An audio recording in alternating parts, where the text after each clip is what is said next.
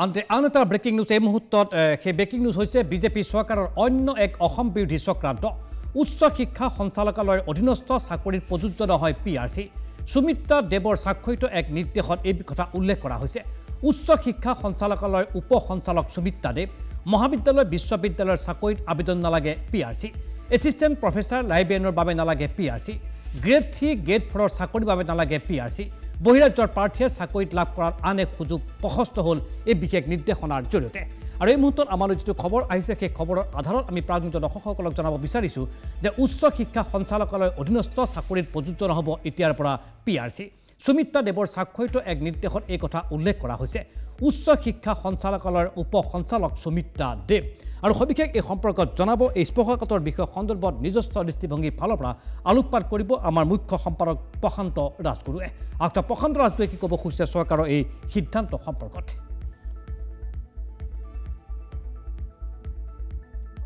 আমি এটা কথা ক'ব লাগিব যে উচ্চ শিক্ষা সঞ্চালকালয়ে যিখন জাননী কৰিছে এই জাননীখন নিশ্চিতভাৱে শিক্ষামন্ত্ৰীৰ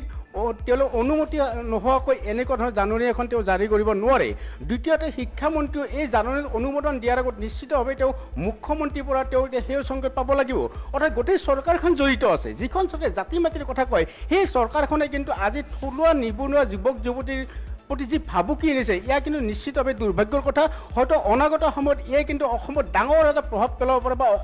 গোটেই অসমৰ যিসকল ছাত্ৰ সংগঠন আছে বা নিবনুৱা যুৱক যুৱতী আছে এওঁলোকে কিন্তু ইয়াৰ বিৰুদ্ধে তেওঁলোকে ৰাজপথত ওলোৱাৰ সম্ভাৱনা নুই কৰিব নোৱাৰি গুৰুত্বপূৰ্ণ কথা হৈছে যে এই যি ইতিমধ্যে তাত ৰাজ্য চৰকাৰে যিখন ইতিমধ্যে বা জাননী জাৰি কৰিলে এই ক্ষেত্ৰত আমি দেখা পাইছোঁ যে আমাৰ মুখ্য সম্পাদক প্ৰশান্ত ৰাজগুৰি ডাঙৰীয়া আমাৰ লগত আছে আমি তেখেতৰ পৰা বিতংভাৱে জানিব খুজিম ৰাজগুৰি ডাঙৰীয়া যিহেতু দেখা গৈছে যে ৰাজ্য চৰকাৰৰ উচ্চ শিক্ষা সঞ্চালকালয়ে যিখনে জাননী জাৰি কৰিলে যে কোনো ধৰণৰ পিআৰচি নালাগে উচ্চ শিক্ষা সঞ্চালকালয়ৰ অন্তৰ্গত যিবিলাক তেওঁলোকৰ টিচাৰ এপইণ্টমেণ্ট হওক বা থাৰ্ড গ্ৰেড ফ'ৰ্থ গ্ৰেড কোনো ধৰণৰ তেওঁলোকৰ তাত পিআৰচিৰ প্ৰয়োজন নাই এই গোটেই বিষয়টোক লৈ কি ক'ব পাৰ্মানেণ্ট ৰেচিডেণ্ট চাৰ্টিফিকেট এই গোটেই ধাৰণাটো শিক্ষাৰ ক্ষেত্ৰত প্ৰযোজ্য আছিল আৰু তাত সম্পূৰ্ণকৈ লিখা থাকে যে ফৰ একাডেমিক পাৰ্পাছেছ অনলি এতিয়া কথাটো হ'ল এই গোটেই ধাৰণাটো আহিছিল অসম আন্দোলনৰ পৰিপ্ৰেক্ষিতত ইয়াত যিহেতু বহিৰাগত মানুহে যাতে ইয়াত আমাৰ চৰকাৰী বা বেচৰকাৰী চাকৰিত প্ৰভাৱ বিস্তাৰ কৰিব নোৱাৰে তাৰ কাৰণে এই পিআৰচি ব্যৱস্থাটো কৰিছিল এতিয়া উচ্চ শিক্ষা বিভাগৰ অধীনত যিমানবোৰ অনুষ্ঠান আছে বিশ্ববিদ্যালয় মেডিকেল কলেজ ইঞ্জিনিয়াৰিং কলেজ তাৰপিছত আপোনাৰ আমাৰ কলেজবিলাক সাধাৰণ কলেজবিলাক এই সকলোবিলাকতে এতিয়া অধ্যাপকৰ পৰা আৰম্ভ কৰি একেবাৰে চতুৰ্থ বৰ্গৰ কৰ্মচাৰীলৈকে যিকোনো প্ৰদেশৰ মানুহ ভাৰতবৰ্ষৰ যিকোনো প্ৰদেশৰ মানুহে এতিয়া আবেদন কৰিব পাৰিব পৰীক্ষাত বহিব পাৰিব চৰকাৰী চাকৰি পাব পাৰিব কাৰণ তাত কোনো পাৰ্মানেণ্ট ৰেচিডেণ্ট চাৰ্টিফিকেটৰ কোনো প্ৰয়োজন নহ'ব এতিয়া এই বিষয়টোত চৰকাৰখনে অনুমোদন দিয়াটো অত্যন্ত আশ্চৰ্যকৰ ঘটনা এই কাৰণে যে যিটো জাতি মাটি ভেটিৰ ওপৰত নিৰ্ভৰ কৰি বা জাতি মাটি ভেটিৰ শ্লোগান দি পেলাই যি চৰকাৰ ক্ষমতালৈ আহিছিল সেই চৰকাৰে জাতিৰ বিৰুদ্ধে বিশেষকৈ বৌদ্ধিক আমাৰ যিটো প্ৰাণকেন্দ্ৰ এই বৌদ্ধিক প্ৰাণকেন্দ্ৰতে এতিয়া জাতি বিৰোধী সমাজ বিৰোধী অসমীয়া খিলঞ্জীয়াৰ বিৰুদ্ধে এই ব্যৱস্থাটো গ্ৰহণ কৰা হৈছে মোৰ সন্দেহ হৈছে যে ভাৰতবৰ্ষৰ অন্য অঞ্চলত অন্য শিক্ষানুষ্ঠানবিলাকত বিজেপি আৰএছএছে যি ধৰণে শৈক্ষিক বাতাবৰণত প্ৰভাৱ বিস্তাৰ চেষ্টা কৰিছে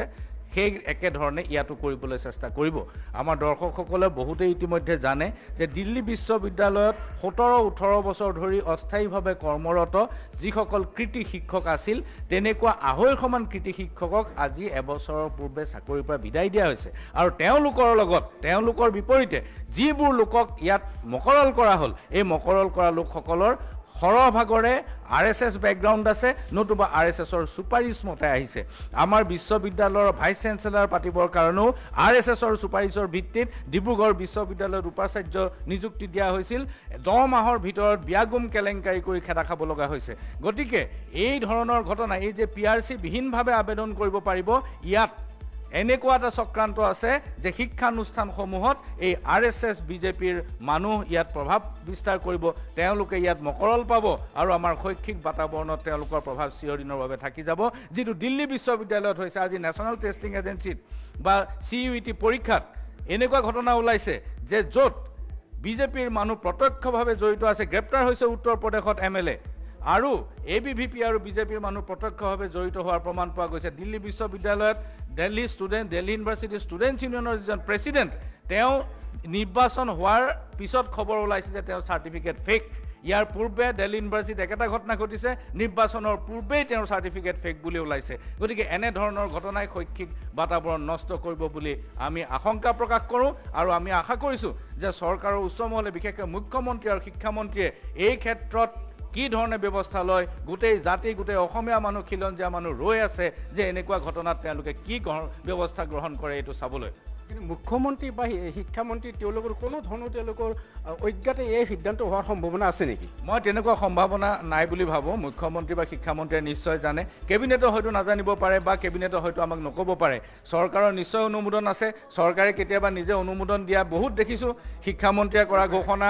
মুখ্যমন্ত্ৰীয়ে বাতিল কৰি দিয়ে স্বাস্থ্যমন্ত্ৰীয়ে কৰা ঘোষণা মুখ্যমন্ত্ৰীয়ে বাতিল কৰি দিয়ে ৰাজহ মন্ত্ৰীয়ে কৰা ঘোষণা মুখ্যমন্ত্ৰীয়ে বাতিল কৰি দিয়ে গতিকে শিক্ষামন্ত্ৰীয়ে কৰা ঘোষণা এইটো যে মুখ্যমন্ত্ৰীয়ে বাতিল কৰিব নোৱাৰিব বা নকৰিব তাৰ কি